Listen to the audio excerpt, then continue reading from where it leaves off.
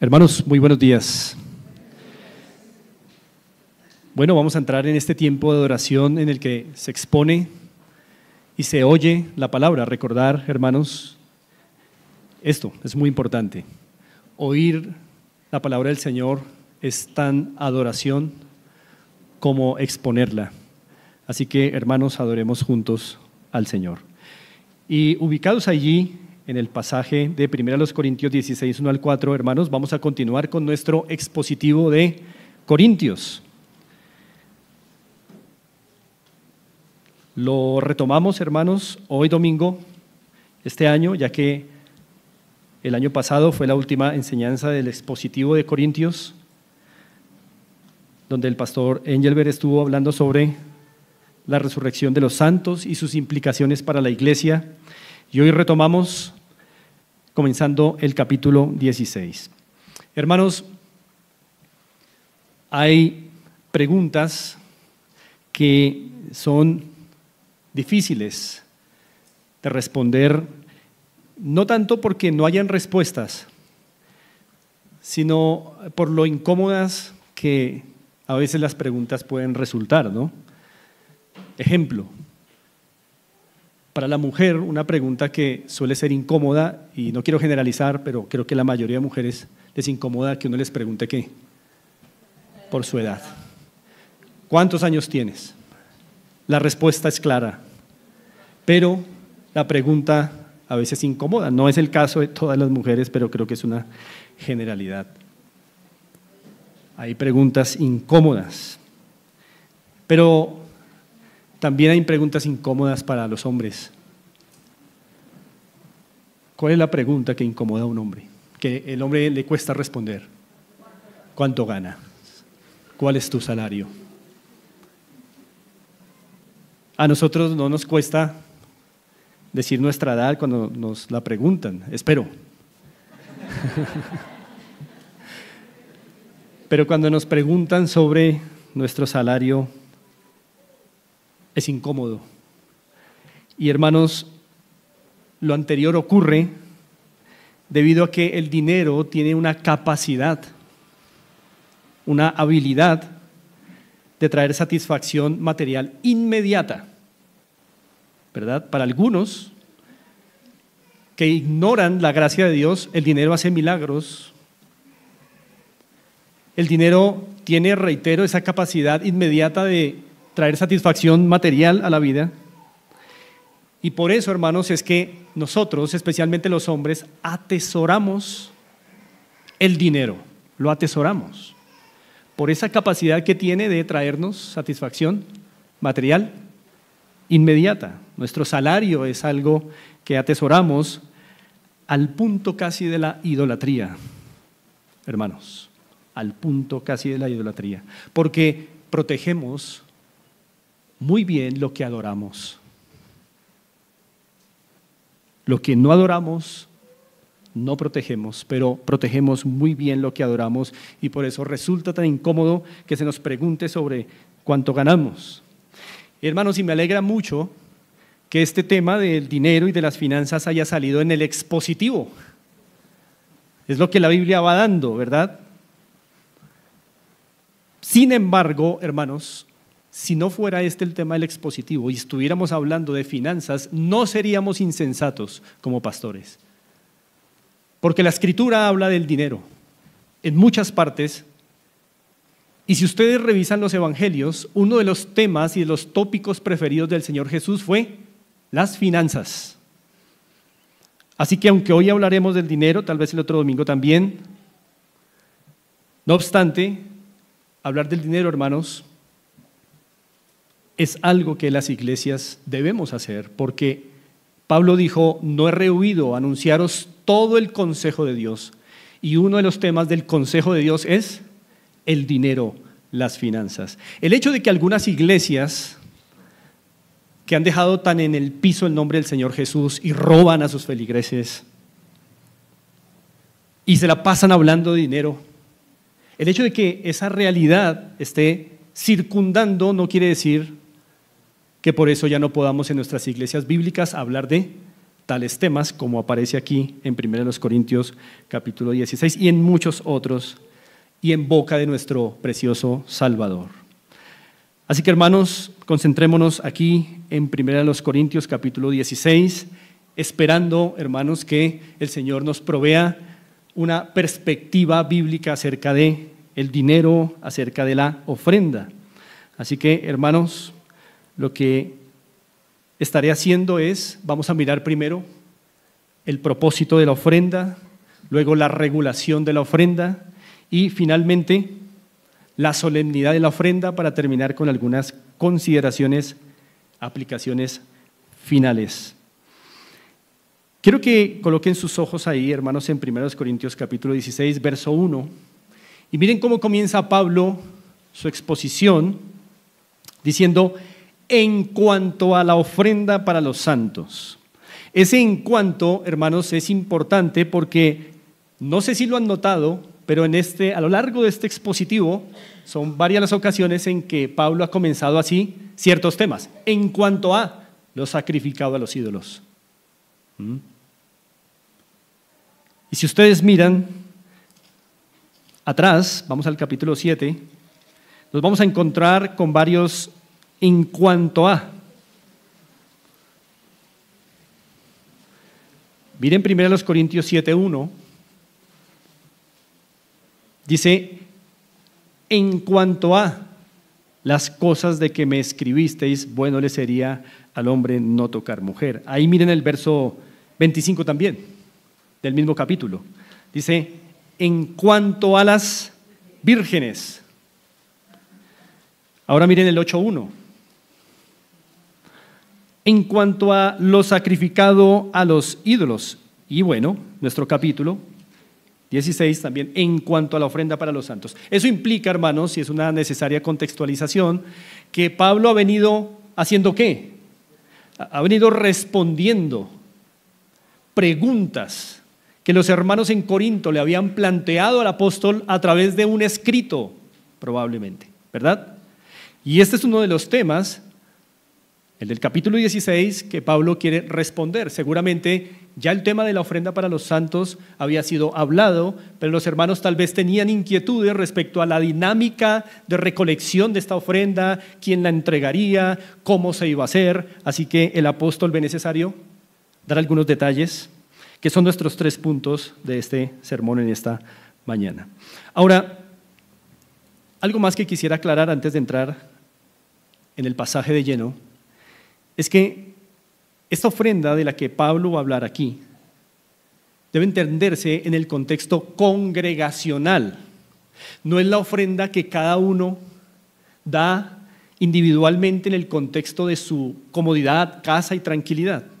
La ofrenda que está aquí ante nuestros ojos en este capítulo es una ofrenda en el contexto congregacional. ¿Por qué lo sabemos? Porque el verso 2 dice: cada primer día de la semana. Es decir, es una ofrenda en conexión con el día del Señor, como un día así como el de hoy.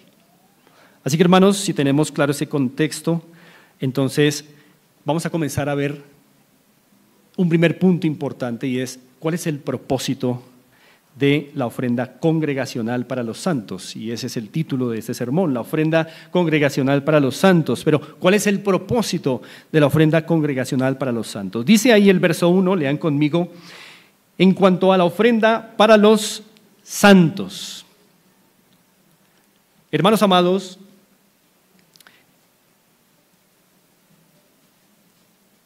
el primer propósito que vamos a tener frente a nuestros ojos de la ofrenda congregacional para los santos es que es precisamente beneficiar a los santos. Ese es el propósito explícito que se muestra en el pasaje. Vamos a ver que hay un propósito implícito, pero este es el propósito claramente expuesto en la Escritura: beneficiar a los santos, porque es una ofrenda para los santos. De hecho, es tan explícito que sabemos cuáles son esos santos que Pablo tiene aquí en mente. Miren el verso 3. Y cuando haya llegado a quienes hubieres designado por carta, a estos enviaré para que lleven vuestro donativo, ¿a dónde? A Jerusalén. Así que, hermanos, los santos que están aquí en perspectiva y que se van a beneficiar de esta ofrenda, ¿quiénes son? Santos necesitados en Jerusalén. Así que, hermanos, el propósito explícito aquí de la ofrenda congregacional para los santos es beneficiar a este tipo de santos, santos que están en necesidad. Ahora, hagamos algo de memoria cuando hemos leído Hechos y otras epístolas. Hay posibles razones, hermanos, por las cuales los hermanos en Jerusalén estaban pasando situaciones muy críticas financieramente hablando. Los hermanos en Judea. Una de las razones por las cuales estos hermanos en Judea, particularmente en Jerusalén, estaban pasando necesidades económicas es porque recuerden que al principio había un sistema en el que todos traían sus propiedades, las vendían, las ponían a los pies de los apóstoles y de allí se repartían los pobres en Jerusalén. Jerusalén, hermanos, se estaba cada vez más poblando de personas que habían venido. Recuerden que en el Pentecostés muchos habían acudido, pero muchos no se devolvieron a sus lugares de vivienda original, sino que se quedaron allí convencidos del Evangelio. Hermanos, eso es maravilloso, pero eso también trae unas consecuencias a nivel económico y eso empujó a muchos hermanos a un corazón dadivoso y vender sus propiedades, ponerlas a los pies de los apóstoles. Habían ahora muchos más hermanos en la iglesia de Jerusalén, pero hermanos, un sistema así puede perdurar para siempre. ¿Puede uno por siempre estar vendiendo propiedades para apoyar a los necesitados? No, hermanos. Ese sistema había decaído, pero las necesidades materiales de los hermanos seguían vivas. Ahora sume a eso que la persecución arreció contra la iglesia en Jerusalén y las persecuciones traen consigo aparejadas una serie de situaciones muy críticas para los cristianos que ahora en territorio judío no podrán tener las mismas condiciones laborales como consecuencia de la persecución por identificarse ¿con quién? Con Cristo. Ahora sume a eso que tenemos en la historia una hambruna impresionante en tiempos de Claudio que ocurrió principalmente entre los años 41 y 44 después de Cristo. Pablo está escribiendo esta epístola hacia el 54-55, pero las consecuencias de esa hambruna permanecieron. Y la historia nos dice que Israel, que Judea, como provincia romana, fue una de las provincias más golpeadas por esta hambruna, no la única, pero ciertamente una provincia muy golpeada. Entonces, todos estos factores, hermanos, se están conjugando y nos muestran que verdaderamente había mucha necesidad entre los hermanos en Jerusalén. Ahora, quiero que hagamos un breve seguimiento a esta ofrenda que va dirigida a estos hermanos. Quiero que me acompañen a Romanos por un momento, capítulo 15. Vamos a hacerle un seguimiento a esta ofrenda. Romanos capítulo 15.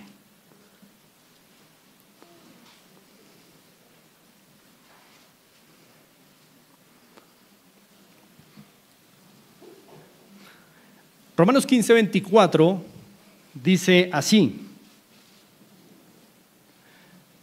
Pablo escribiéndole a los romanos, dice, cuando vaya a España, si Pablo hubiera podido, hubiera venido aquí. Iré a vosotros, porque espero veros al pasar y ser encaminado allá por vosotros una vez que haya gozado con vosotros. Pero mire el verso 25, mas ahora voy a Jerusalén para ministrar a los santos, porque Macedonia y Acaya. Eso quiere decir que cuando Pablo escribe Romanos ya recogió la ofrenda de la que hoy estamos hablando. ¿Correcto? Vamos haciendo ese seguimiento. Cuando Pablo escribe Romanos ya ha recogido la ofrenda de Corinto y la que otras iglesias en Macedonia y en Acaya tuvieron a bien recoger para llevar a sus hermanos. Entonces dice en el verso 26, porque Macedonia y Acaya tuvieron a bien hacer una ofrenda para los pobres que hay entre los santos que están en Jerusalén. Muy bien. Ahora vamos a Hechos.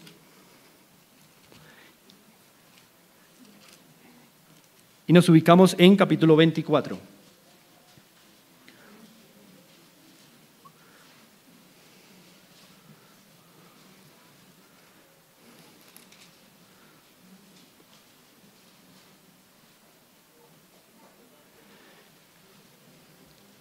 Hechos capítulo 24.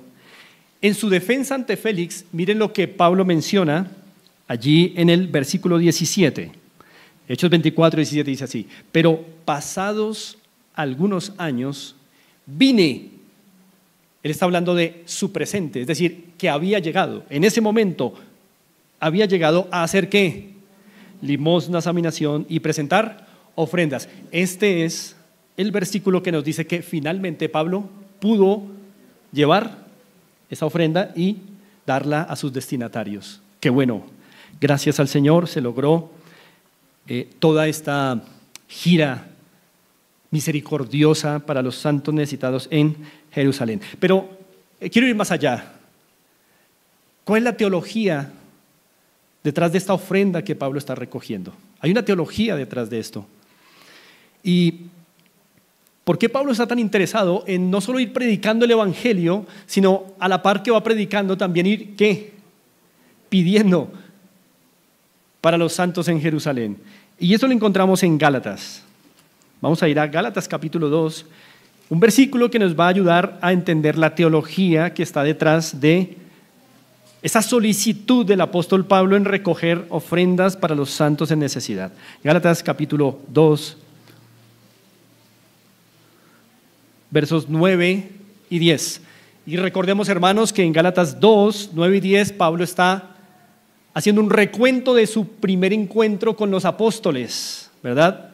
Y en el verso 9 Pablo dice: y reconociendo la gracia que me había sido dada, Jacobo, Cefas, es decir, Pedro, y Juan, que eran considerados como columnas, nos dieron a mí y a Bernabé la diestra en señal de compañerismo, para que nosotros fuésemos a los gentiles y ellos a la circuncisión. Y miren el precioso verso 10. Dice: solamente nos pidieron que nos acordásemos de los pobres, y dice Pablo, lo cual también procuré con diligencia hacer.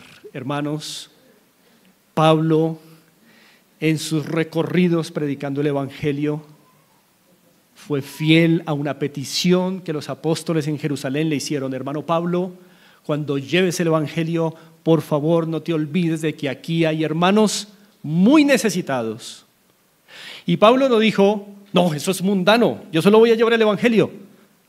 No, con mucha diligencia, dijo Pablo, procuré hacerlo, llevando el evangelio y pidiéndole a las iglesias que se acuerden de los pobres que están en Jerusalén. Hermanos, entonces el asunto del dinero no tiene por qué ser un tabú en las iglesias del Señor. De hecho, la teología de la que estoy hablando es que es muy acorde con el evangelio el dar. Es muy acorde con la gracia gratuita el dar. Alguien que ha entendido la gracia del Señor no tiene ningún problema con entender a la vez que se puede despojar para beneficiar a otros para su bien. Así que, hermanos, he hecho este pequeño recorrido para que no sientan que este tema tal vez es de la invención pastoral. Ustedes saben, hermanos, que este tema de las finanzas y de las ofrendas aquí muy poco se toca. Deberíamos de tocarlo más. Deberíamos de hablarlo más. El Señor Jesús habló mucho de este tema. Pero a veces cuando uno reacciona frente a una falsa doctrina, ¿qué termina haciendo? Yéndose al extremo, ¿verdad? No queremos que nos identifiquen con esas iglesias falsas, sinagogas de Satanás, en donde roban literalmente a las personas, son negocios abominables. Ese no es nuestro caso. Pero he aquí un pasaje de los muchos que hay en donde ciertamente las finanzas son un tema que le corresponde al Señor y a nosotros como pueblo, y tenemos que enfrentarlo, asimilarlo desde la perspectiva del Señor. Así que, hermanos, habiendo visto esto, volvamos a 1 Corintios, capítulo 16. Y entonces, hermanos, volviendo al punto en cuanto a la ofrenda para los santos, estamos viendo que las ofrendas congregacionales, es decir, las que se recogen en el día del Señor, cada primer día de la semana, deben estar dirigidas a beneficiar a los santos. A los santos. Es la ofrenda para los santos, ¿no? Ahora, como alguna hermana dijo hace poco, los pobres. No todas las ofrendas deben ir dirigidas a los pobres, pero sí todas deben beneficiar a los santos, y dentro de los santos hay santos pobres. Muy bien, hay que tener claridad en ese asunto, porque en la Biblia hay por lo menos 3 clases de santos que deben beneficiarse de las ofrendas recogidas en el día del Señor, cada primer día de la semana. 3 clases de santos, y una de esas es esta clase de santos. ¿Cuáles? Los necesitados, ¿correcto?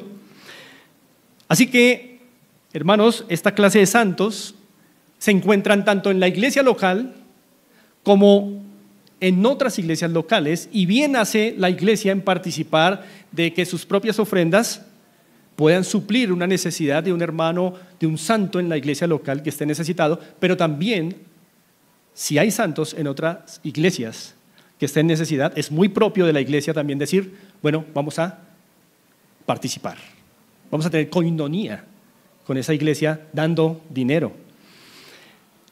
Pero hay otro tipo de santos bíblicamente que legítimamente, dice la Escritura, se deben beneficiar de las ofrendas recogidas en el día del Señor o las ofrendas de los santos, y es aquellos santos que se dedican al ministerio pastoral. Miren 1 Timoteo, capítulo 5, 17 y 18.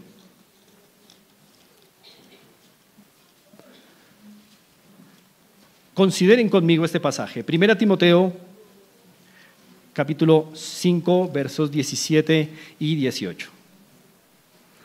Dice así la palabra del Señor: los ancianos que gobiernan bien sean tenidos por dignos de doble honor, mayormente los que trabajan en predicar y enseñar, pues la Escritura dice: no pondrás bozal al buey que trilla, y digno es el obrero de su salario. Hermanos, este es uno de varios pasajes en donde claramente se nota que los ministros han sido, hermanos, por el Señor, no solo comisionados, sino también han sido objeto de las ofrendas de aquellos que se benefician del ministerio pastoral. Entonces, santos necesitados, pero también los santos que se dedican al ministerio, bíblicamente se deben beneficiar de las ofrendas. Pero hay otro tercer tipo de santos, y son los que se dedican a la obra misionera. Vamos a mirar Filipenses, capítulo 4. Filipenses, capítulo 4. Versículos 15 y 16.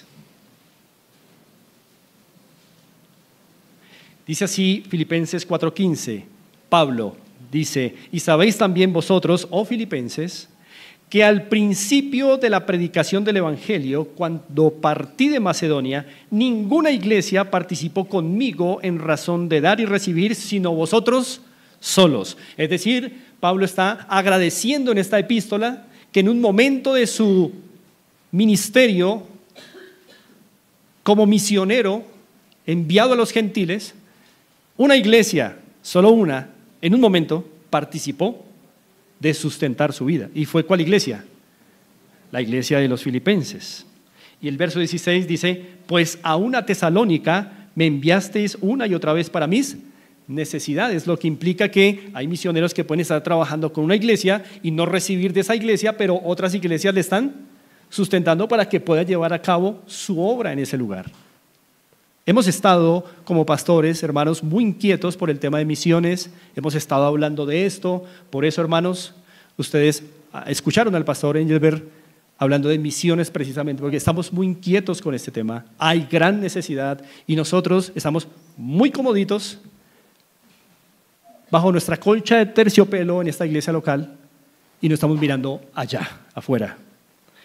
Y este es un buen momento para decir, hermanos, que también los santos que se dedican a la obra misionera, como en este caso, son dignos de las ofrendas de los santos. Entonces, hay 3 tipos de santos en la Escritura que deben beneficiarse de la ofrenda de los mismos santos. Los santos necesitados, los santos que se dedican al ministerio pastoral y los santos que hacen misiones.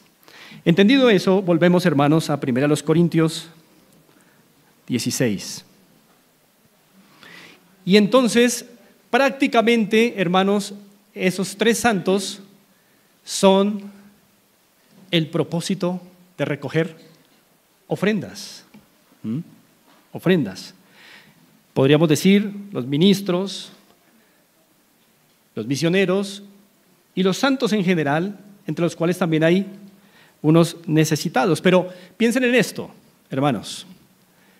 Los santos en general se benefician de las ofrendas, cualquiera de ustedes. Hermanos, cuando ustedes llegan aquí el domingo en la mañana, ustedes no tienen que ponerse a barrer y a trapear y a limpiar su silla. Gracias a que hay otros servidores que lo hacen, pero eso cuesta.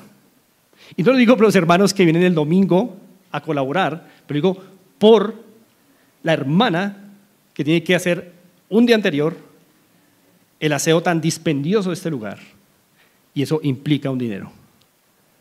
Entonces usted se beneficia de su ofrenda, de la ofrenda de los santos, porque viene a estar cómodo. Alguien trabajó por usted y su ofrenda cooperó para que usted esté bien, se beneficia. Usted ahora, hermana, tiene 3 baños allí, ¿cierto? Ahora tiene 3, antes tenía 1, tiene 3, pero para hacer el tercero no fue gratis. Las ofrendas que ustedes dan hicieron posible hacer un 3er baño y hay mayor comodidad para usted. Usted se beneficia cuando entra al baño y aunque se nos olvide, podría dar gloria a Dios en el baño, porque hay otro baño más, Señor. Gracias por la ofrenda de los santos, porque hicieron posible un baño más. Y a veces el calor es tan intenso y seguro hay que hacer más cosas, pero hay ventiladores. Hermanos, no son gratis. Hay luz, no es gratis.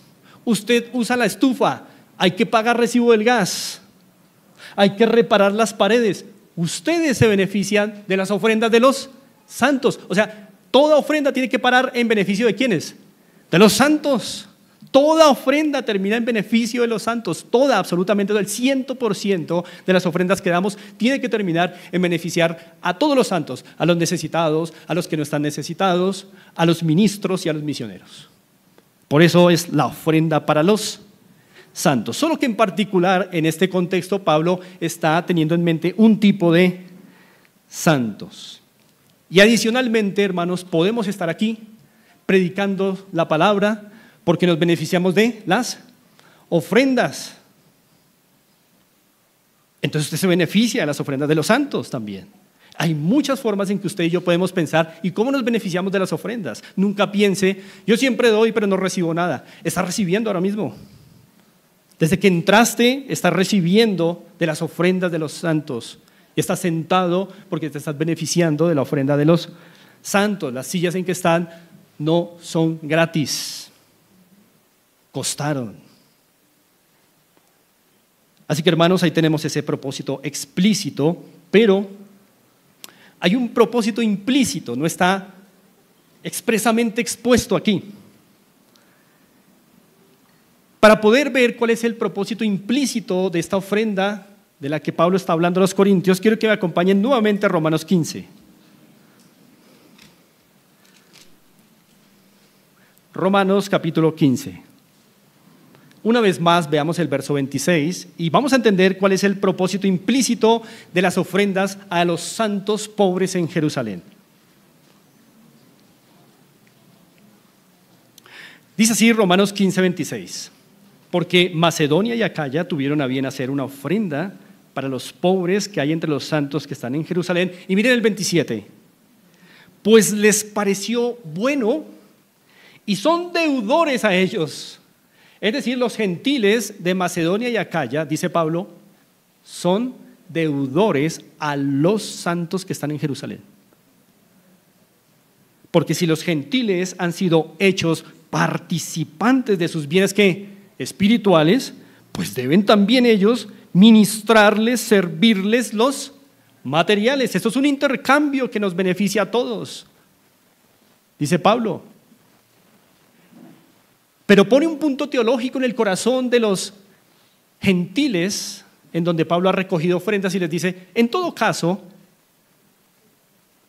ustedes son deudores a los hermanos a quienes les voy a entregar esta ofrenda, porque de allí salió el evangelio hacia ustedes, gracias a Dios, porque usó al pueblo judío para que su palabra se conociera en el mundo. Pablo mismo era un judío. Y estas iglesias habían sido beneficiadas del ministerio de un judío. Así que los gentiles son deudores a los judíos, así como los judíos se habían entregado a los gentiles en el evangelio. Hermanos, esto es precioso porque entonces Pablo implícitamente lo que está haciendo al recolectar tan diligentemente ofrendas es tratar de unir la cristiandad. Unir la cristiandad gentil con la cristiandad judía, porque somos un solo pueblo. Creo que a estas alturas ya debe estar claro, con cientos de escuelas dominicales, que Dios no tiene dos pueblos, ¿verdad? Tiene un solo pueblo, el Israel de Dios, la iglesia, y que en esa iglesia hay tanto judíos como gentiles, o personas escogidas de entre los gentiles. Nosotros, hermanos, Pablo sabe que si recoge esas ofrendas, está cooperando con la unidad de la iglesia. Le está diciendo a los gentiles, ustedes tienen conexión con los judíos, por ellos vino la palabra. Pero le está diciendo a los judíos, los gentiles tienen algo que compartir con ustedes. ¿No es precioso? Entonces, en un sentido general, en un principio muy general, ¿qué propósito tienen las ofrendas para los santos? Unir, ¿cierto? Cuando una iglesia tiene el privilegio de participar en las necesidades de otras iglesias, de hermanos que no están aquí, ¿verdad? Eso nos une. Y Dios bendice una iglesia así.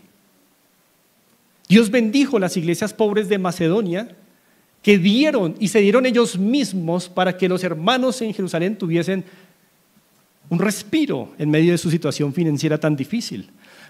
Ofrendar, hermanos, debe unirnos. No deberíamos poner trabas a ofrendar localmente y fuera de nuestra iglesia local, porque las ofrendas, en propósito implícito, une a la cristiandad.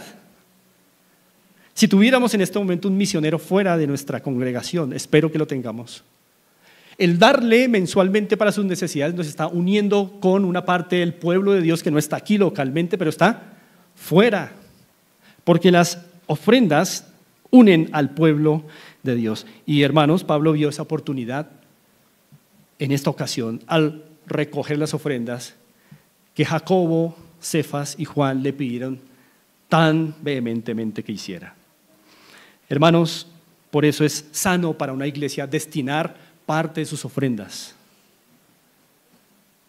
también para las misiones, para afuera, para fortalecer la unión entre siervos y entre iglesias, beneficiando a otros santos. Así que, hermanos, en este primer punto, su propósito, y volvamos a 1 Corintios 16, vemos que el propósito de estas ofrendas para los santos es primero beneficiar a los santos. En particular aquí, ¿cuáles santos? Los necesitados. Pero recordemos que en una visión amplia no son los únicos santos que se benefician de ofrendas, pero aquí sí. Pero también el segundo propósito más implícito es unificar a los cristianos, unificar a la cristiandad extralocal. Ahora, quiero que pasemos a un segundo punto, ya habiendo visto su propósito, y es su regulación. Su regulación. Vamos a hacer lectura del resto del pasaje y del versículo 2. En cuanto a la ofrenda para los santos, y retomemos desde ahí, haced vosotros también de la manera que, ¿qué término se usa aquí en la Reina Valera? Ordené. Por favor, subrayen en su mente esa palabra. Ordené. Regulación. Ordené. Haced vosotros también de la manera que ordené en las iglesias de Galacia. Verso 2. Cada primer día de la semana. Esto está ordenado. Cada uno de vosotros ponga aparte algo según haya prosperado. Esto está ordenado. Guardándolo para que cuando yo llegue no se recojan entonces ofrendas, lo cual también está ordenado. Hermanos, cuando hablamos de su regulación, estamos diciendo que la ofrenda congregacional no es un asunto que el Señor le dejó a la iglesia para que mire cómo hace. Es un asunto que Dios reguló a través de apóstol. Es decir, hay cosas que ciertamente el Señor dejó a nuestra libertad, pero hay unas que no. Quisiéramos saber cuáles no dejó a nuestra libertad, cuáles fueron reguladas, hermanos. Pero cuando usted ve la palabra que ordené en el verso 1, usted inmediatamente ya entiende que Pablo no está dando un consejo a la iglesia de Corinto. Y cuando menciona las iglesias de Galacia, usted entiende, esto no es para una iglesia, esto es para la cristiandad en general. A eso le llamamos regulación. Dios reguló cosas para la iglesia a través de los apóstoles, que son el fundamento de la iglesia. Y tenemos la palabra apostólica, a la cual hacemos bien en estar atentos, y el asunto de la ofrenda quedó regulado, hermanos. Así que cuando usted y yo ofrendamos, lo damos voluntariamente y con gratitud, pero lo damos dentro de un contexto ¿qué? Regulado, ¿correcto? No es algo que nosotros cada domingo podamos decir, hoy miro si sí, hoy miro si no. No, está regulado, hermanos. Está regulado. Queremos saber entonces qué es lo que está regulado, hermanos, para enfocarnos ahí. Y hermanos, ¿por qué el Señor, a través de Pablo, quiso regular la ofrenda de los santos y para los santos? Por una razón. Porque ¿en qué contexto están estas ofrendas? En el contexto de la iglesia. ¿Y la iglesia es la casa de quién? No es la suya ni la mía. Y Dios regula todo en su propia casa. Yo en mi casa, hermanos, puedo hacer ciertas cosas que no podré hacer cuando voy a la casa de ustedes, porque son regulaciones distintas. Y cuando ustedes me visitan, hay cosas que ustedes hacen y viven en sus casas que está muy bien para su contexto, pero bajo mi techo no. Cada casa tiene su regulación y nosotros no podemos entrar a la casa del Señor, que es cuando se reúne como asamblea, a hacer lo que queramos. El culto está regulado por el Señor y cada elemento de su culto también. Y la ofrenda, ciertamente, como vemos acá, es una parte del culto, la adoración, y está regulado. Ahora, hermanos, ¿qué fue regulado? Lo primero que vemos que fue regulado es su frecuencia. La frecuencia de la ofrenda fue regulada por el Señor. Porque vemos en el versículo 2 que se dice, cada primer día de la semana. Ay, pero ¿por qué recogen ofrendas todos los domingos? Hermanos, está regulado cada primer día de la semana. Esta práctica deriva en un sentido de este tipo de regulaciones que encontramos en la Escritura. Cada primer día de la semana. Hay algo que diré, hermanos, más adelante sobre la expresión cada primer día de la semana. Por ahora, quedemos satisfechos con el hecho de que el Señor, a través del apóstol Pablo, reguló cuándo debe recogerse la ofrenda para esos santos pobres en Jerusalén. ¿Cada cuánto? Cada primer día de la semana. O sea, cada 8 días, no cada mes, no cada 3 meses, no cada prima, no, cada día del Señor, cada primer día de la semana. Pero si yo gano mensual, planifique. Como vamos a ver a continuación, hay que planificar las ofrendas.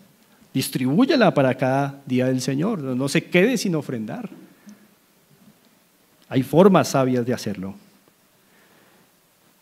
Ahora, dice, cada primer día de la semana, ¿cuántos? Cada uno de vosotros. Cada uno de vosotros. Está regulado que en la iglesia del Señor todos deben ofrendar. ¿Es la casa de quién? De Dios. Todo lo que respire, alabe a Jehová. Y una forma de alabarlo es ofrendando, como vamos a ver. Hermanos,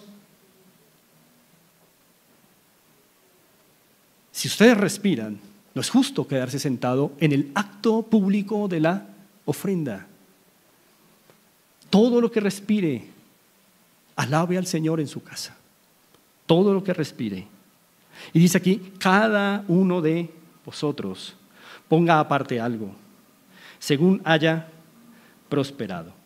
Y hermanos, generalmente se asume que cuando uno habla de estos temas, uno se está dirigiendo a los adinerados de la iglesia. ¿Por qué? Porque se asume que cuando uno trata estos temas, se refiere uno al hermano que está estable, al hermano que tiene un buen trabajo, al hermano que tiene un buen salario. Hermanos, si Pablo dijo cada uno de vosotros, ¿por qué se asume que estos temas son para el adinerado en la iglesia o para el que está estable o tiene un trabajo estable? Mis hermanos, este mensaje es para ricos y para pobres en la iglesia. El pobre tiene que ofrendar. Si entendió el evangelio y la gracia del Señor, es un cristiano que adora al Señor y debe ofrendar. De lo poco que tenga, la cantidad no está establecida acá.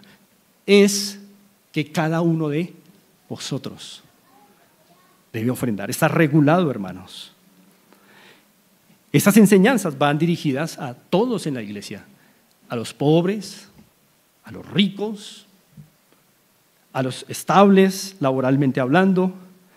Estas enseñanzas son para todos en la iglesia. Pablo aquí no está diciéndole a los hermanos que tienen propiedades y que tienen riquezas, pongan aparte algo cada primer día. No, cada uno de vosotros. Y sabemos por capítulos anteriores que en la iglesia de Corinto habían ricos y habían pobres.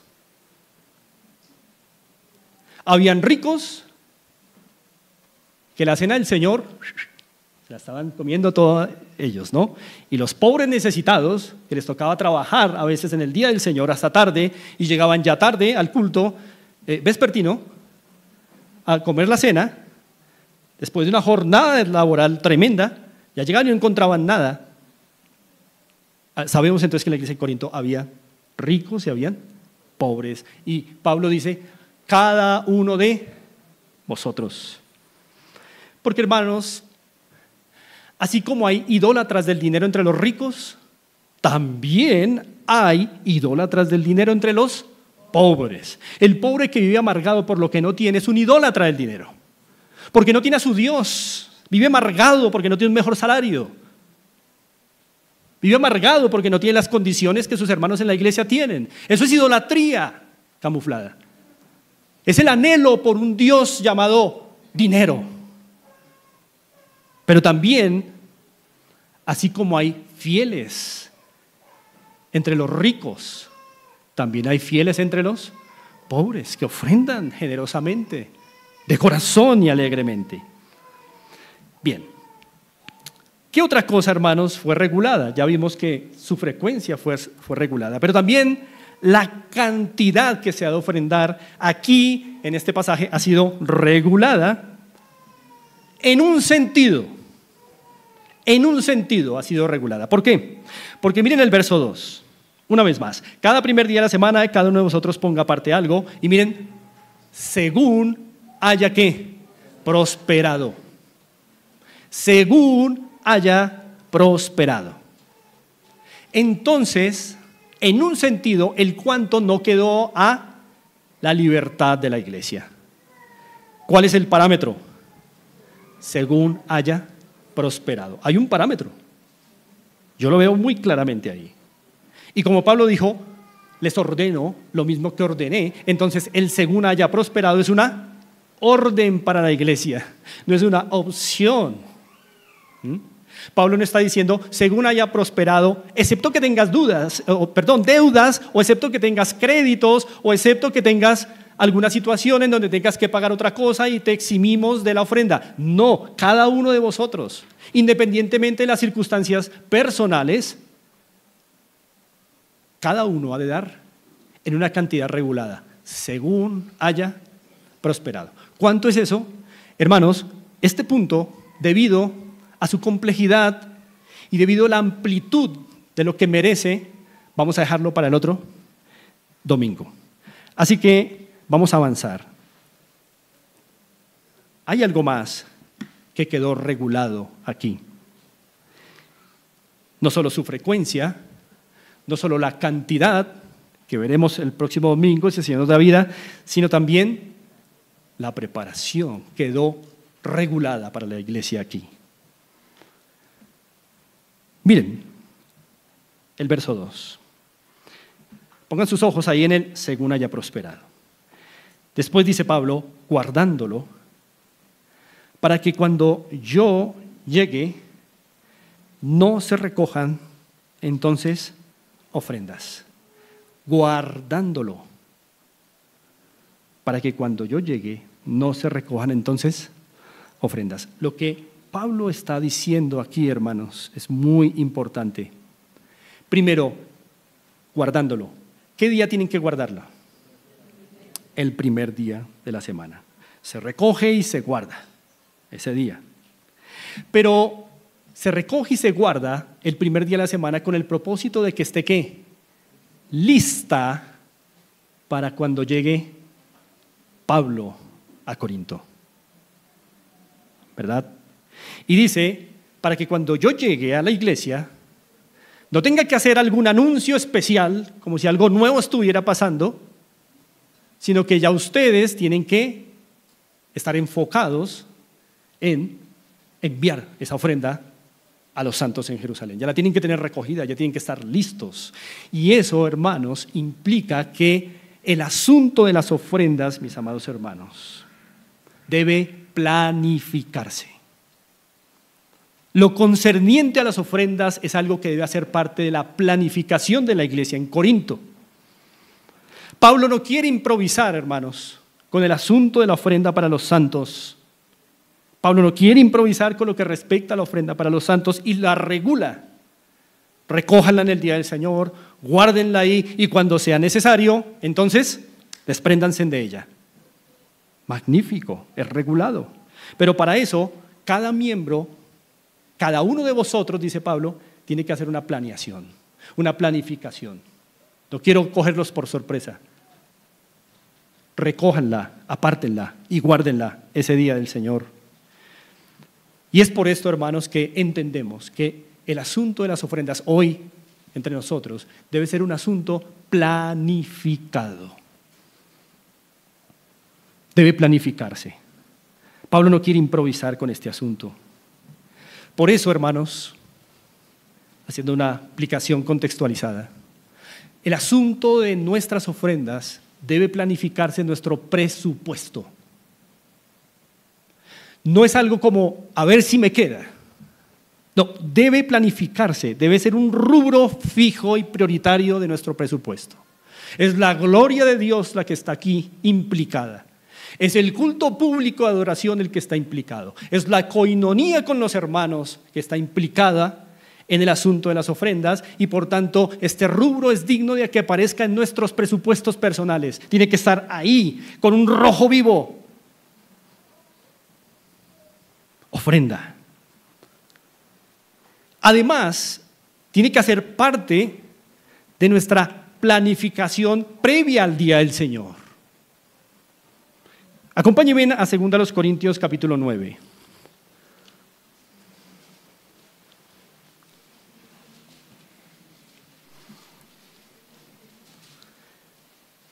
Segunda de los Corintios, capítulo 9, versos 4 y 5 dicen así.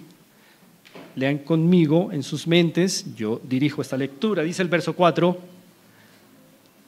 no sea, dice Pablo, que si vinieren conmigo algunos macedonios, ya recordamos quiénes eran esos macedonios, ¿no? Hermanos de iglesias que se despojaron y se dieron a sí mismos para ofrendar a los santos pobres en Jerusalén. No sea que si vinieren conmigo algunos macedonios y os hallaren ¿qué? Desprevenidos, nos avergoncemos nosotros, por no decir vosotros, iglesia, de esta nuestra confianza. Por tanto, verso 5, tuve por necesario exhortar a los hermanos que fuesen primero a vosotros y preparasen primero vuestra generosidad. Eso quiere decir que la generosidad tiene que ser planificada. ¿Lo notaron? Y preparasen primero vuestra generosidad. Usted podrá decir, pues la generosidad es algo voluntario. Sí, pero debe ser planificada, porque el Señor lo dice aquí. Pablo tuvo que preparar la generosidad. ¿Cómo Pablo pudo preparar la generosidad? Pues de pronto, encontrándose con hermanos no generosos, haciéndoles ver la gracia del Evangelio, para después motivarlos ¿a qué? A dar, y eso no está mal. La generosidad hay que prepararla porque naturalmente nuestros corazones son generosos. No, mis hermanos, sí son generosos con nosotros mismos. Somos muy generosos para invertir en nosotros, muy tacaños para invertir en otros. Y por eso Pablo tiene ese conocimiento de nuestra pecaminosidad y dice, hay que prepararla, ¿qué? La generosidad, hay que prepararla. Hermanos, y Pablo no era carismático en el sentido moderno de la palabra. Y no tiene problema en decir, yo voy preparando por ahí la generosidad de los hermanos porque es la gracia del Evangelio. Y uno ofrenda cuando entiende la gracia del Evangelio. Uno se da a otros como Cristo se dio a nosotros. Y así sigue diciendo Pablo, primero vuestra generosidad antes prometida para que esté lista como de generosidad y no como de exigencia nuestra, porque imagínense qué vergüenza. Pablo diciéndole a los macedonios, estos hermanos de Corinto tienen un propósito de dar ofrenda y que luego viajen con los macedonios y llegue Pablo, hermanos, y la ofrenda y los macedonios pobres que dieron, esperando la ofrenda de los corintios que tenían mejores condiciones económicas, y los corintios, ¿qué? ¿La ofrenda? ¿La ofrenda? ¿Cuándo, Pablo? La ofrenda, claro. Qué vergüenza, dice Pablo, hubiera sido si eso llegase a pasar. Por eso a Pablo, ¿qué le toca? Les escribo para que preparen y planifiquen las ofrendas y no me dejen en vergüenza con hermanos pobres que han ofrendado y ustedes que tienen mejores condiciones, como si nada estuviera pasando. Interesante punto. Vamos a 16 nuevamente de 1 Corintios. Interesante punto de Pablo. Por eso, hermanos, no solo planificamos nuestras ofrendas en nuestro presupuesto, sino que también las planificamos antes del día del Señor, el padre de familia, o en su defecto, la mamá. Tienen que hacer el ejercicio cada sábado de repartir las ofrendas a los miembros de su familia. Tiene que haber planificado, si yo gano mensual, pues entonces voy a hacer una distribución semanal de la ofrenda, la voy a guardar en un sobre o en donde sea y cada domingo sacaré de ahí para no quedarme sin el privilegio de la coinonía, de participar con la iglesia cada primer día de la semana ofrendando. Y adicionalmente, los miembros de la familia tienen que planificarse en esto, tienen que tener sus ofrendas, si hay hijos, si no hay, pues la esposa. Y el soltero, que no tiene ni esposa, ni esposo, ni hijos, él mismo debe planificar su ofrenda con anterioridad, porque es el principio que estamos viendo aquí, que Pablo enseña a los corintios.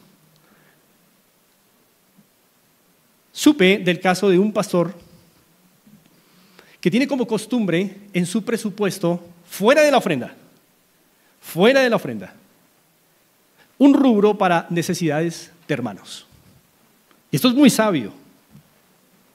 Entonces él y su esposa guardan ahí. Y si no hubo necesidad ese mes, pues se queda ahí y se acumula. Y se acumula hasta que haya una necesidad. Y entonces abren el sobre y ahí tienen algo ya planificado. Cualquier necesitado puede acudir a esa casa porque saben que ahí hay algo planificado. Pero a veces las necesidades nos llegan y quedamos avergonzados. ¿Por qué? Porque no planificamos este tipo de cosas, la ofrenda para los santos. No tenemos que hacerlo igual a ese pastor, pero de alguna manera todos nosotros como cristianos tenemos que tener en nuestra planeación personal una preparación previa para atender necesidades de alguien. En nuestros presupuestos tiene que haber un rubro que diga necesitados de la iglesia, necesitados, santos necesitados. No importa la cantidad, pero tiene que haber una planificación, hermanos. Aparte de las ofrendas, por supuesto, que tienen que ser planificadas, muy sabio será también pensar ya en asuntos particulares para las necesidades de los santos. Aunque ya la misma ofrenda que se da aquí sirve para las necesidades de los santos. Pero hermanos, hay necesidades que particularmente le pueden llegar a usted. Y usted podría acudir a su iglesia y decir, supe la situación de una familia, tiene una necesidad. Muchos hermanos han hecho eso. Y lo que hemos hecho, los ancianos, es decir, bueno, ahí están las ofrendas para suplir esas necesidades. Pero a veces no es necesario usted siempre acudir a los pastores si usted tiene un rubro personal y dice, mira, yo te puedo ayudar ahora mismo. No me coges por sorpresa, ahora mismo te puedo ayudar con esto. Es una bendición. Y si fuera de eso, podemos acudir a la iglesia, una bendición mayor, ¿verdad? Perfecto, hermanos. El asunto es que Pablo enseña y regula a los corintios a planificar todo lo concerniente a las ofrendas para los santos.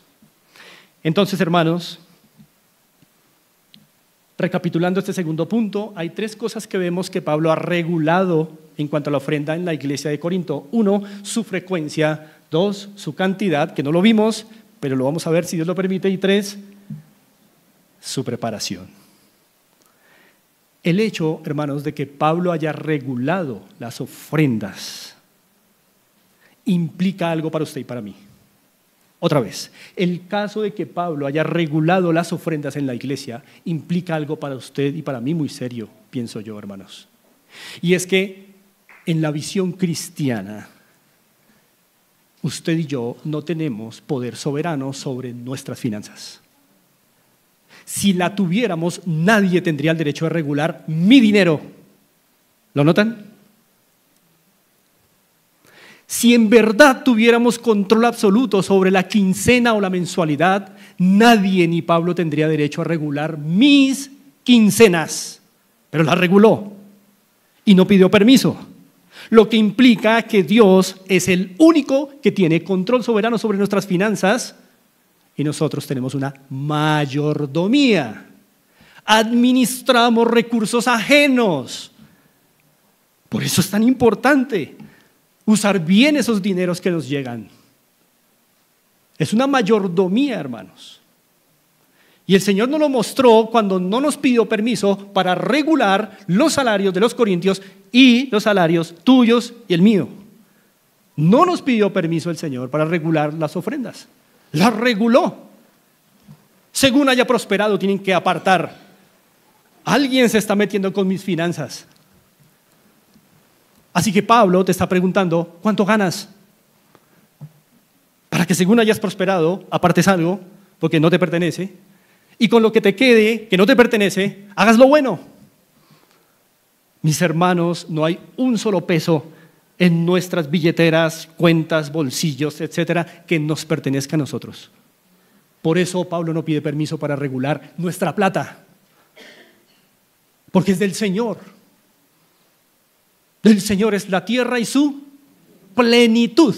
Incluye monedas, billetes, todo.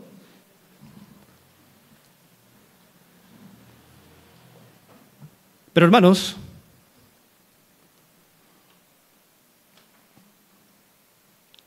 la razón por la cual Pablo se mete con nuestro salario, sin preguntarnos, sin consultarnos, porque le pertenece a Dios, tal vez sea por lo que vamos a ver en el último punto. Y es la solemnidad de la ofrenda. La solemnidad que tiene la ofrenda, hermanos.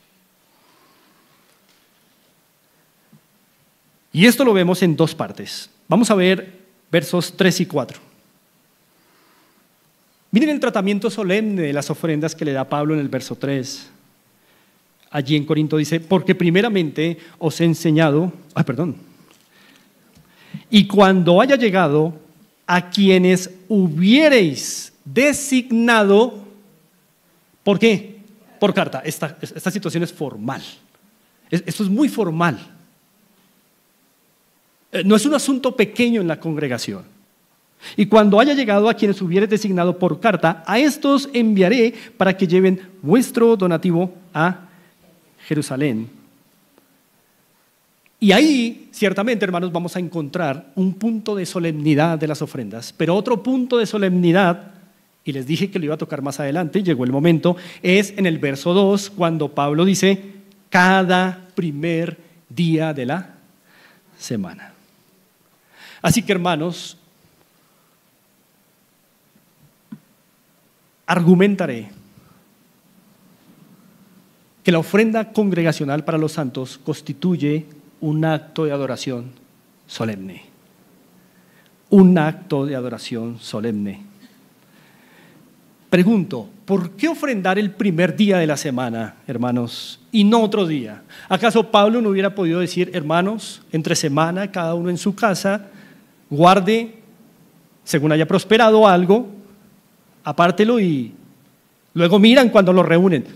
Hubiera podido decirlo. ¿Por qué Pablo lo asoció al día del Señor, al primer día de la semana? ¿Por qué Pablo dijo que tenía que ser el primer día de la semana? ¿Qué conexión quiere hacer Pablo? Muy bien. Que ofrendar es un acto de adoración público. Tal vez, estoy haciendo un paréntesis y una aplicación contextualizada, pero tal vez a usted le parezca muy exagerado ver aquí un desfile de personas, ¿cierto? Y ofrendar y pasar, y las personas nuevas tal vez se pueden ofender por eso. Hasta hay personas que pueden decir, ¡ay, qué hipocresía está pasando allá al frente! ¿Cierto? Yo no paso al frente, yo no soy hipócrita. Mis hermanos, no hacemos esto para que otros nos vean que ofrendamos. Hacemos esto porque es un acto público de adoración. Todos tenemos que vernos ofrendando los unos a los otros. Eso es comunión. Nos preocuparía ver a un hermano que no lo haga. Por eso, que no lo coja por sorpresa el día de la ofrenda, el día del Señor. Porque usted ha planificado y con confianza pasa. No viene pensando, me están viendo 100 personas. Usted pasa aquí, Señor, he aquí lo tuyo. He aquí yo y mi ofrenda para ti. Y usted se deposita ahí con su ofrenda. Es un acto solemne de adoración, y por eso Pablo conectó el ofrendar en el día del Señor. Hermanos, hubiera podido haberlo hecho de otra manera. Él hubiera podido decir, guarden esa ofrenda entre semana, guárdenla el tercer día de la semana, o el cuarto, o el quinto, o el séptimo si quieren. No, es el primer día de la semana, porque la ofrenda es un acto de adoración. Y cuando tú entiendes eso, no quieres quedarte atrás. Quieres adorar al Señor y planificas tus ofrendas con antelación, según la regulación paulina. Y ofrendas y adoras al Señor. No te importa quién te vea o no. Simplemente sigues las regulaciones del Señor cada primer día de la semana, según haya prosperado, para que sea guardado y entregado. Hermanos, recuerden ustedes que Hechos 2, 41 y 42 dice que los nuevos miembros de la iglesia en Jerusalén, ¿en qué perseveraban? En la doctrina de los apóstoles, en el partimiento del pan, en la comunión unos con otros y en las oraciones. Ahora, ustedes después van a Hechos 20, verso 17, si no estoy mal, y ven que Pablo se reunió el primer día de la semana para partir ¿qué? El pan. Es decir, que el día en que se perseveraban esas 4 cosas, ¿cuál era? El primer día de la semana. Y luego te acuerdas que en Hechos dice, y perseveraban en la comunión unos con otros, ¿verdad? Comunión. ¿Y cómo entendemos la comunión? Mira, hermano, la entendemos en un concepto tan reducido. Tú y yo creemos que comunión es lo que hacemos al final del culto. Falso, hermanos. No es comer galletas con los hermanos. Eso hace parte de la comunión, pero eso no es comunión en su plenitud. Comunión es todo tipo de participación con el hermano. Comunión es cantar con los hermanos. Comunión es orar con los hermanos. Comunión es escuchar la palabra con los demás. Comunión es ofrendar con los demás, y es por eso que en 3 pasajes del Nuevo Testamento la palabra comunión, del griego koinonia, se refiere a ofrendas y no a hablar juntos, porque ofrendar es participar de la vida de otro. Hermano amado, cuando tú vienes aquí a ofrendar, estás participando con tu iglesia y entonces estás teniendo ¿qué? Comunión con tu iglesia. Cuando te quedas allá sentado, por las miles de razones que puedas tener para no ofrendar, no estás en comunión con los hermanos, así comas galletas y tomes té y tinto al final. Todo el culto público de adoración tiene que ser una comunión con los hermanos. Canto con mis hermanos, oro con mis hermanos, escucho atentamente con mis hermanos, ofrendo con mis hermanos. No me quiero quedar atrás en adorar al Señor con mis hermanos. Eso es verdadera comunión. Entonces, hermanos, cuando nos ofrendamos, ¿cómo podemos decir estamos en comunión con el Señor y con la iglesia del Señor? No hay comunión. Y algo, hermanos, que se puede ver en las Escrituras es que siempre Dios ha demandado que cuando su pueblo se reúna, no venga con manos vacías. Siempre. Por eso Pablo no puede regular algo distinto a lo que por supuesto el Espíritu Santo le está revelando y a lo que ha sido la norma redentora en todas las épocas. Miren Deuteronomio 16 conmigo.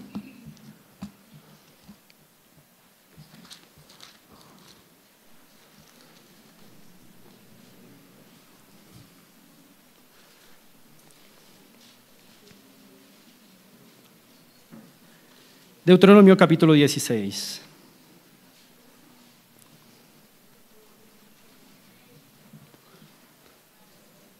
Versos 15 al 17, lo leo a favor de ustedes, dice así.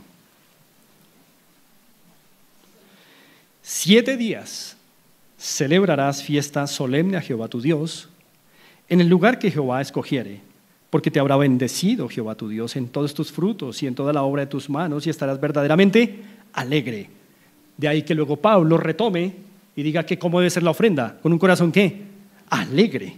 16, 3 veces cada año aparecerá todo varón tuyo delante de Jehová tu Dios en el lugar que él escogiere.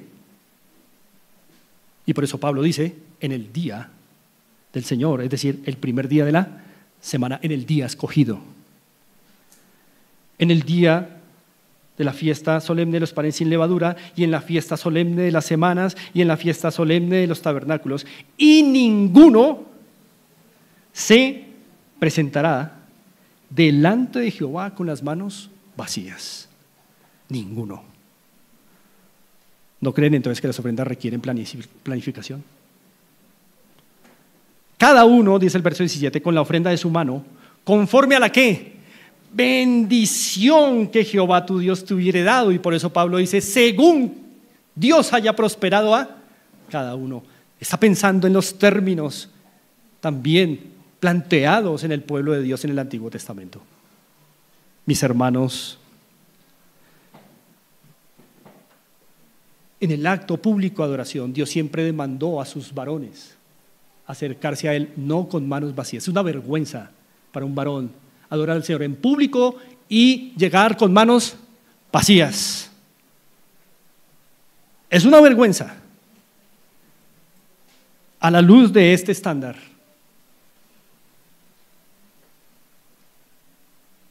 porque la ofrenda es tratada como un acto de adoración y no como algo que si quieres o si no quieres. Es cierto que cuando entendemos la gracia del Señor, damos voluntariamente. Nadie nos puede decir en nuestra casa cuánto dar. Ampliaremos este tema el próximo domingo, pero hay cosas reguladas, cosas que no podemos traspasar, hermanos.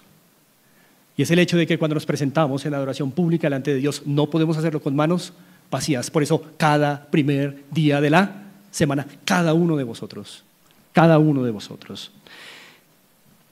hermanos,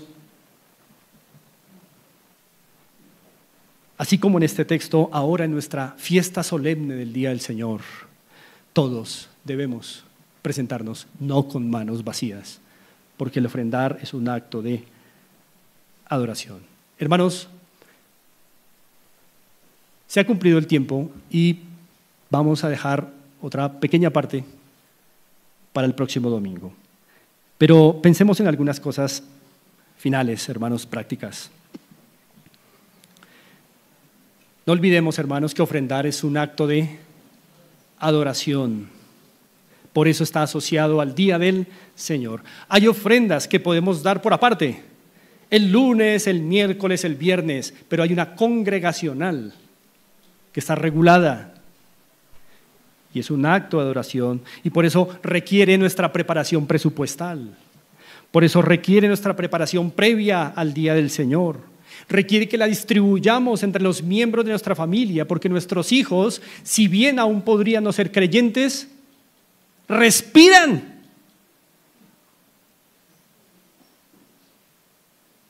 No son muertos. Y todo lo que respira, alabe al Señor. No le haga ese daño a su hijo. No incentivándolo a participar en todos los actos de adoración del domingo. No importa que no sea creyente. Un día lo entenderá por la gracia del Señor. Usted y yo tenemos que hacer lo que tenemos que hacer. Y es decirles, ¿respiras? Entonces alaba a Jehová. Ahora, hermanos, ofrendar como un acto de adoración es un despojo personal que mira a frutos grandes adelante. Por eso, si hay alguien que es ejemplo de despojarse a sí mismo, es nuestro Señor Jesucristo. Hermanos, Él ha sido la ofrenda más grande de valor incalculable, eterno, de parte del Padre para la humanidad. Por esto es que Pablo no tuvo problema en ir predicando el Evangelio y al mismo tiempo ir pidiendo plata para los santos, porque no son dos cosas contradictorias. El Evangelio se trata de dar, la ofrenda se trata de lo mismo, de un despojo, hermanos. Por eso, al ofrendar no perdamos de vista a Cristo, nuestra más preciosa, eterna, incalculable ofrenda dada por Dios. Y hermanos, nuestra actitud con el dinero revela mucho de nuestra actitud con Dios. Alguien dijo, y lo cito, lo que tus manos hacen con tu dinero es lo que tu corazón hace con Dios. Lo que tus manos hacen con tu dinero es lo que tu corazón hace con Dios. Y es verdad. Es verdad, yo mismo he tenido que pensar en esto. Y es verdad, calza muy bien la manera en que uno trata el dinero. En el corazón así no está tratando a Dios. Por lo mismo que no se puede servir a Dios y a las riquezas. Por eso como uno trate a las riquezas, así trata uno a Dios. Mira cómo distribuyes tu dinero, mira tu presupuesto, llega a la casa y míralo. Ahí está cómo tú tratas a Dios. Allí en tu presupuesto está, en cómo lo inviertes. Si estás llegando a cada quincena ahogado, ¿qué está pasando? Pero así estás tratando a Dios en tu corazón?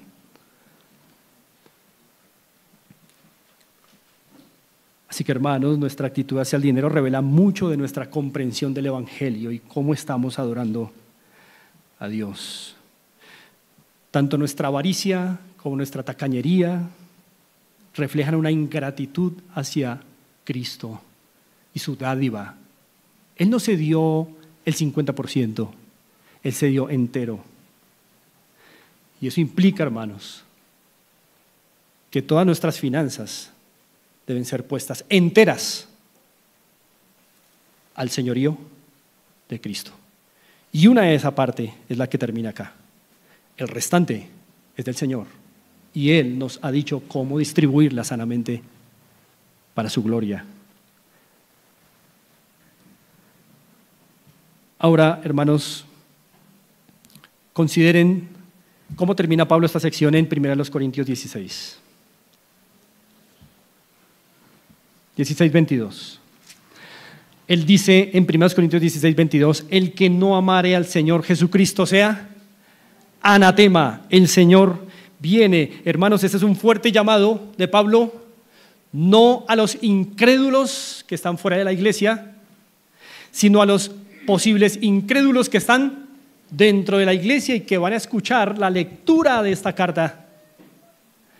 Y lo que Pablo está queriendo decir es, si alguno entre ustedes no obedece lo que se dice en esta carta, no ama al Señor Jesucristo, y si no lo ama, está bajo juicio del Señor. Sea anatema, apartado para juicio. Hermanos, ofrendar o no ofrendar ni te va a dar el cielo, ni te va a llevar al infierno. Pero no amar al Señor sí te puede llevar y te llevará al infierno. Y una forma en que amas al Señor es ofrendando. Una forma de mostrarle amor al Señor es ofrendando. Una, no la única, una. Entonces, ciertamente, nuestra actitud hacia las ofrendas congregacionales dice mucho de nuestro amor por el Señor. Y Pablo ha dicho, el que no amare al Señor, sea anatema. Lo que hacemos con nuestras manos, cómo manejamos nuestros recursos, habla mucho de cómo estamos tratando a Dios en nuestros corazones. Oremos. Padre, rogamos que esta palabra sea edificante para nosotros como iglesia y que, Señor, de tu Santo Espíritu recibamos la fortaleza para ser obedientes en todo aquello en que nos has redarguido respecto al manejo de nuestros recursos. Te damos gracias por tu abundante provisión en Cristo y por cuidar de nosotros en este peregrinaje. Amén.